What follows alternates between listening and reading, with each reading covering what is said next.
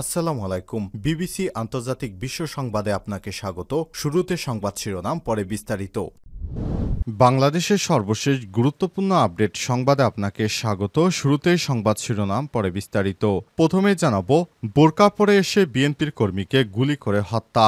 চট্টগ্রামের আউজানে প্রকাশ্যে বাজারে বোরকা পরিহিত অবস্থায় এসে এক বিএনপির কর্মীকে গুলি করে হত্যা করা হয়েছে। আজ দুপুর 2টায় ঘটনা ঘটে। নিহত ব্যক্তির নাম মোহাম্মদ সেলিম 42। তিনি রাউজান উপজেলা কদলপুর ইউনিয়নের 7 নম্বর ওয়ার্ডের শমশের পাড়ার বাসিন্দা আমির হোসেনের ছেলে। পুলিশ ও স্থানীয় সূত্র থেকে জানা গেছে, দুপুর 2টার দিকে কদলপুরের ঈশান ভক্ত হাট এলাকায় ঘটনা ঘটে। প্রত্যক্ষদর্শীদের ভাষ্য, বোরকা পরা 4 ব্যক্তি অটোরিকশা যোগে বাজারে আসে এবং হঠাৎ সেলিমকে খুব কাছ থেকে মাথায় গুলি করে পালিয়ে যায়। ঘটনাস্থলে সেলিমের মৃত্যু হয়েছে।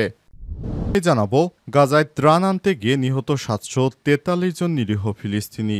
গাজার বিভিন্ন স্থানে ত্রাণ বিতরণ কেন্দ্রে খাবার সংগ্রহ করতে গিয়ে ইসরায়েলি বাহিনীর হাতে প্রাণ দিচ্ছে ক্ষুধার্ত নিরীহ ফিলিস্তিনিরা। এখন পর্যন্ত 700-র বেশি ফিলিস্তিনি নিহত হয়েছে বলে জানিয়েছে কাতার ভিত্তিক সংবাদ মাধ্যম আল জাজিরা। এই ঘটনায় যুক্তরাষ্ট্র ও ইসরায়েল সমর্থিত গাজা হিউম্যানিটেরিয়ান ফাউন্ডেশন বা জিএইচএফ নামের একটি বিতর্কিত সাহায্য প্রকল্পের বিরুদ্ধে নতুন করে নিন্দা জোরদার করা হয়েছে। এরপর জানাবো, কাশ্মীরে গুলিতে ভারতীয় সেনা নিহত, আত্মহত্যা নাকি দুর্ঘটনা। ভারত শাসিত জম্মু ও কাশ্মীরে রাজৌরি জেলায় এক ভারতীয় সেনা সদস্য নিজ অস্ত্রের গুলিতে নিহত হয়েছে। এই ঘটনাটি ঘটেছে রাজৌরি শোলকি গ্রামের কাছে অবস্থিত একটি সেনা ক্যাম্পে। তবে এটি হত্যা নাকি আত্মহত্যা তা নিয়ে অসাবধানতাবশত ছোড়া গুলি তা এখনও নিশ্চিত করা যায়নি বলে জানিয়েছে স্থানীয় প্রশাসন। এদিকে গণহত্যা বিরোধী প্ল্যাকার্ড হাতে থাকায় যুক্তরাজ্যে বৃদ্ধাযাজক গ্রেপ্তার। ফিলিস্তিনের সমর্থন করায় গাজার গণহত্যার বিরোধিতা করায় যুক্তরাজ্যে 83 বছর বয়সী এক বৃদ্ধাযাজককে আটক করেছে যুক্তরাজ্য পুলিশ। আটক 83 বছর বয়সী রিভারেন্ড শু পারফিট একজন অবসরপ্রাপ্ত যাজক। এদিকে আলোচনা সভায় অধ্যাপক মুজিবুর রহমান বললেন, পিআর পদ্ধতিতে কোনো দলই ফ্যাসিবাদ কায়েম করতে পারবে না। সংখ্যানুপাতিক পদ্ধতিতে নির্বাচনী জনগণের সরকার ও সংসদ গঠিত হয় উল্লেখ করে জামাত ইসলামের নায়েবে আমির সাবেক এমপি অধ্যাপক মুজিবুর রহমান বলেছেন, প্রচলিত নিয়মে কোনো দলই 51% ভোট পেয়ে সরকার গঠন করে, অপরদিকে অন্য দল 59% ভোট পেলেও তার কোনো মূল্য হয় না। কিন্তু সংখ্যানুপাতিক পদ্ধতিতে নির্বাচন প্রতিটি ভোটের মূল্যায়ন হয়। এজন্য জনগণের সরকার ও সংসদ গঠিত হয়, ফলে কোনো দল স্বৈরাচারী হতে পারে না। সুতরাং পিআর পদ্ধতির মাধ্যমে এদেশে নির্বাচন হওয়া জরুরি বলে মনে করে তারা। বোরকা পরে এসে বিএনপির কর্মীকে গুলি করে হত্যা। চট্টগ্রামের আউজানে প্রকাশ্যে বাজারে বোরকা পরিহিত অবস্থায় এসে এক বিএনপির কর্মীকে গুলি করে হত্যা করা হয়েছে। আজ দুপুর 2টায় ঘটনা ঘটে। নিহত ব্যক্তির নাম মোহাম্মদ সেলিম 42। তিনি রাউজান উপজেলা কদলপুর ইউনিয়নের 7 নম্বর ওয়ার্ডের শমশের পাড়ার বাসিন্দা আমির হোসেনের ছেলে। পুলিশ ও স্থানীয় সূত্র থেকে জানা গেছে, দুপুর 2টার দিকে কদলপুরের ঈশান ভক্ত হাট এলাকায় ঘটনা ঘটে। প্রত্যক্ষদর্শীদের ভাষ্য, বোরকা পরা 4 ব্যক্তি অটোরিকশা যোগে বাজারে আসে এবং হঠাৎ সেলিমকে খুব কাছ থেকে মাথায় গুলি করে পালিয়ে যায়। ঘটনাস্থলে সেলিমের মৃত্যু হয়েছে। নিহত সেলিমকে স্থানীয়ভাবে বিএনপির সক্রিয় কর্মী হিসেবে পরিচিত বলে জানিয়েছে এলাকাবাসী। রাজনৈতিক বিরোধ নাকি ব্যক্তিগত শত্রুতা বা তা তদন্ত করে দেখা হচ্ছে বলে জানিয়েছে পুলিশ। সেলিম বিএনপির নেতা গিয়াসউদ্দিন কাদের চৌধুরীর অনুসারী। তিনি রাউজান উপজেলা কদলপুর ইউনিয়নের 7 নম্বর ওয়ার্ডের শমশের পাড়ার বাসিন্দা আমির হোসেনের ছেলে। রাউজান থানার অফিসার ইনচার্জ ওসি মনিরুল ইসলাম ভূঁইয়া ঘটনার সত্যতা নিশ্চিত করে বলেছেন, ঘটনাটি অত্যন্ত পরিকল্পিত হত্যাকাণ্ড বলে প্রাথমিকভাবে ধারণা করছিল। হামলাকারী বোরকা পরে অটোরিকশায় করে এসেছিলেন এবং এমন তথ্য আমরা প্রত্যক্ষদর্শীদের কাছ থেকে পেয়েছি। খুব দ্রুত সময়ের মধ্যে এ ব্যাপারে আমরা ব্যবস্থা গ্রহণ করব বলে জানান তিনি। গাজায় ত্রাণ নিতে গিয়ে নিহত 743 জন নিরীহ ফিলিস্তিনি। গাজার বিভিন্ন স্থানে ত্রাণ বিতরণ কেন্দ্রে খাবার সংগ্রহ করতে গিয়ে ইসরায়েলি বাহিনীর হাতে প্রাণ গেছে ক্ষুধার্ত ফিলিস্তিনিদের। এখন পর্যন্ত 700-র বেশি ফিলিস্তিনি নিহত হয়েছে বলে জানিয়েছে কাতার ভিত্তিক সংবাদ মাধ্যম আল জাজিরা। আর এই ঘটনায় যুক্তরাষ্ট্র ও ইসরায়েল সমর্থিত গাজার হিউম্যানিটেরিয়ান ফাউন্ডেশন বা জিএইচএফ জড়িত, কারণ তারাই নিরীহ ফিলিস্তিনিদেরকে হত্যায় সরাসরি সক্রিয় মদত দিচ্ছে। তারা এমনভাবে ইহুদিবাদী ইসরায়েলকে আশকারা দিচ্ছে যে তারা বলছে আমরা ত্রাণ বিতরণ করব এই কথা বলার পর তারপর নিরীহ ফিলিস্তিনিদেরকে গণহারে হত্যা করা হচ্ছে। অবস্থা কোনোভাবেই চলতে দেয়া যায় না। ইহুদিবাদীরা যেভাবে নিরীহ ফিলিস্তিনিদেরকে হত্যা করছে, ভবিষ্যতে গাজায় আর সাধারণ মানুষ থাকবে কিনা সেটি সন্দেহ রয়েছে। অবস্থায় ইহুদিবাদী ইসরায়েলিদের বিরুদ্ধে এবার সময় এসেছে পুরো বিশ্বকে একাট্টা হয়ে ইহুদিবাদীদের বিরুদ্ধে লড়াই অব্যাহত রাখতে হবে। কিন্তু আজ দেখা যাচ্ছে বিশ্বের সবথেকে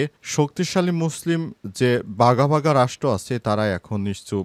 বাংলাদেশ থেকে ইহুদিবাদী ইসরায়েলিদের বিরুদ্ধে স্লোগান দেয়া হয়, কিন্তু সৌদি আরব বা কাতার, কুয়েত থেকে আজ অব্দি বড় কোনো বিক্ষোভও দেখা যায়নি। এর মানে তারা ফিলিস্তিনিদের যে গণহত্যা করা হচ্ছে সে বিষয়ে তারা প্রত্যক্ষভাবে সমর্থন না জানালেও পরোক্ষভাবে কিন্তু তারাই মদত দিচ্ছে এবং সহায়তা করছে।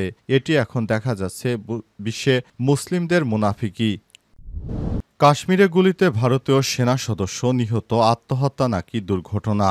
ভারত শাসিত জম্মু কাশ্মীরে রাজৌরি জেলায় এক সেনা সদস্য নিজ অস্ত্রের গুলিতে নিহত হয়েছে। এই ঘটনায় ফৌজদারি শোলকি গ্রামের কাছে অবস্থিত একটি সেনা ক্যাম্পে। তবে এটি আত্মহত্যা নাকি সে অসাবধানবশত ছোড়া গুলিতে নিহত হয়েছে তাও নিশ্চিত করে বলা যাচ্ছে না। স্থানীয় প্রশাসন থেকেও বিষয়টি নিশ্চিত করতে পারেনি। ভারতের বার্তা সংস্থা পিটিআইয়ের বরাত দিয়ে এনডিটিভির খবরে বলা হয়েছে নিহত সেনা সদস্য ৫৪ রাষ্ট্রীয় রাইফেলসের সঙ্গে যুক্ত ছিলেন এবং ৫ জুলাই রাতের দিকে ক্যাম্পের কোম্পানি হেডকোয়ার্টারের প্রহরায় দায়িত্বে ছিলেন। ক্যাম্পটি রাজৌরি শহর থেকে প্রায় ৪০ কিলোমিটার দূরে অবস্থিত। এই ঘটনার সময় হঠাৎই গুলির শব্দ শুনে অন্য সেনা সদস্যরা ঘটনাস্থলে ছুটে যান। সেখানে গিয়ে তারা দেখেন ওই সদস্য রক্তাক্ত অবস্থায় পড়ে আছে এবং ঘটনাস্থলে তার মৃত্যু হয়েছে। পুলিশ জানিয়েছে কিভাবে গুলিটি ছোড়া হলো তা তদন্ত করে দেখা হচ্ছে। এটি আত্মহত্যা নাকি অসাবধানতা সে বিষয়টি নিশ্চিত করতে আইনি প্রক্রিয়া শুরু করেছে স্থানীয় কর্তৃপক্ষ। কাশ্মীরের সেনা ক্যাম্পে গুলি ছোড়ার এমন ঘটনা নতুন নয়। এর আগেও একই ধরনের পরিস্থিতিতে বেশ কয়েকবার সেনা সদস্য নিহত হয়েছে বা আহত হয়েছে, যার কিছু আত্মহত্যা হিসেবে চিহ্নিত হলেও কিছু ক্ষেত্রে দুর্ঘটনা বলেই দাবি করা হয়েছে। কাশ্মীর অঞ্চলে নিরাপত্তা পরিস্থিতির ভেতরে থাকা এই ধরনের ঘটনা সেনাবাহিনীর অভ্যন্তরীণ মনস্তাত্ত্বিক চাপ ও দায়িত্ব পালনের ঝুঁকিতে সামনে নিয়ে আসে। বিষয়টি ঘিরে এখন সংশ্লিষ্ট মহলে ব্যাপক আলোচনা চলছে। গণহত্যা বিরোধী প্ল্যাকার্ড হাতে থাকায় যুক্তরাজ্যে বৃদ্ধা যাজক আটক। ফিলিস্তিনিদের সমর্থন করা এবং গাজায় গণহত্যা বিরোধিতা করায় যুক্তরাজ্যে ৮৩ বছর বয়সী বৃদ্ধা যাজককে আটক করেছে যুক্তরাজ্য পুলিশ। আটক ৮৩ বছর বয়সী রিভারেন্ড শু পারফিউ একজন অবসরপ্রাপ্ত যাজক। এর এক প্রতিবেদনে উল্লেখ করে বলা হয়েছে, অতি শিপর বৃদ্ধা যাজক রিভারেন্ড শু বিস্টলের অধিবাসী। তিনি ফিলিস্তিনের পক্ষে গণহত্যা বিরোধী ফিলিস্তিনি অ্যাকশন এর সমর্থক। মধ্যরাতে তাকে আটকের মাত্র কয়েক ঘন্টা আগে সংগঠনটিকে সন্ত্রাসী আখ্যা দিয়ে আনুষ্ঠানিকভাবে যুক্তরাজ্য সরকার নিষিদ্ধ ঘোষণা করে। সংগঠনটি যুক্ত হলে বা সমর্থন করলে ১৪ বছরের কারাদণ্ড ঘোষণা করে সেখানকার সরকার। আটককালে তার হাতে একটি প্ল্যাকার্ড ছিল যাতে লেখা ছিল, আমি গণহত্যার বিরুদ্ধে, আমি ফিলিস্তিনি অ্যাকশনকে সমর্থন করি। ওই সময় মোট ২৭ জনকে আটক করা হয়। সংগঠনটির বিরুদ্ধে ২০ জন অক্সফোর্ড শহরের RF ব্রিজ নটনে দুটি ভয়েজার বিমান ভাঙচুর করার অভিযোগ এনেছে যুক্তরাজ্যের স্বরাষ্ট্র সচিব ইয়োভেট কুপার।